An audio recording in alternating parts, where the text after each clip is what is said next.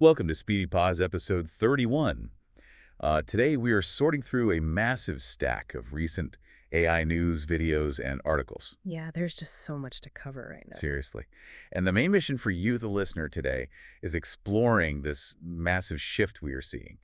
AI is basically shedding its old role as this passive chatbot just waiting for your prompts, right? Right. It is morphing into an autonomous creator and a physical actor in the real world. Exactly. Yeah. Oh, let's unpack this because the crux of it really starts with who or what is actually writing software now. Yeah, we are watching this massive wave of what people are calling vibe coding hitting platforms like Vibe and Replit.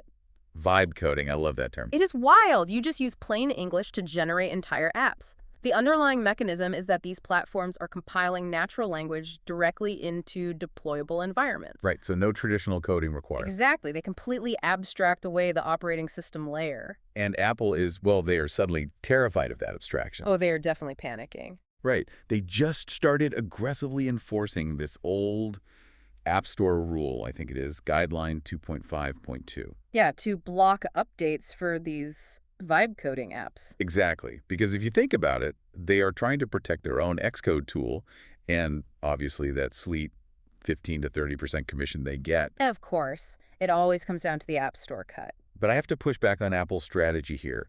It is honestly like watching the shift from film to digital cameras. Oh, that is a great way to look at it. Yeah, like aren't they just shooting themselves in the foot? They are alienating all these kids who are natively learning to code via AI.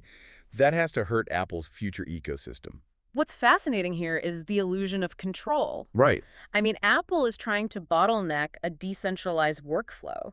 Sure, you can block an app compiler on iOS, but the actual code generation happens off device. The cat is already out of the bag. Totally. Yeah. And that loss of control gets even crazier when you realize AI isn't just building consumer apps, it is building itself. Yes, let's talk about MiniMax's M2.7 model. Oh, wow, yeah. That thing is currently handling like 30 to 50% of its own development workflow. It is staggering. It runs these autonomous scientific method loops. Wait, what does that actually look like in practice? Well, it hypothesizes a code change, tests it, analyzes the failure, and then iterates over 100 times without a single human stepping in. That is insane. And it scored a 66.6 on OpenAI's MLE bench, right? Yeah, using just a cheap A30 GPU, no massive compute cluster needed. Unbelievable. Yeah. But what really caught my eye is how it optimizes those variables. You mean the temperature tweak? Exactly. Yeah, so adjusting a model's temperature, which is basically its creativity, can take a prompt about a cat from a simple, cute poem to literally a demon summoning ritual. Right. It gets wildly unpredictable. Exactly.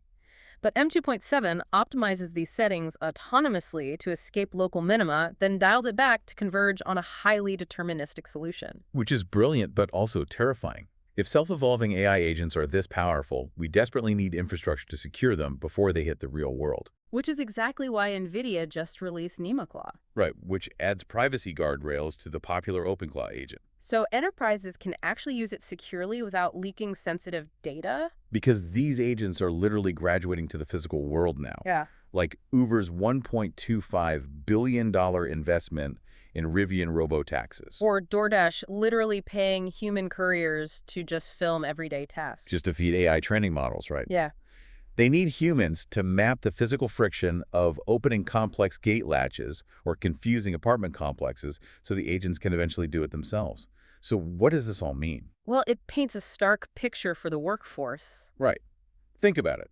If gig workers are now being subsidized simply to act as the eyes and ears for AI systems, gathering all this data. Like the DoorDash couriers. Exactly. What happens to that entire human workforce the moment the AI has mapped enough of our physical world to no longer need human senses at all?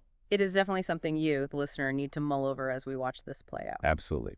Thank you for listening to SpeedyPodz. We'll catch you in the next one.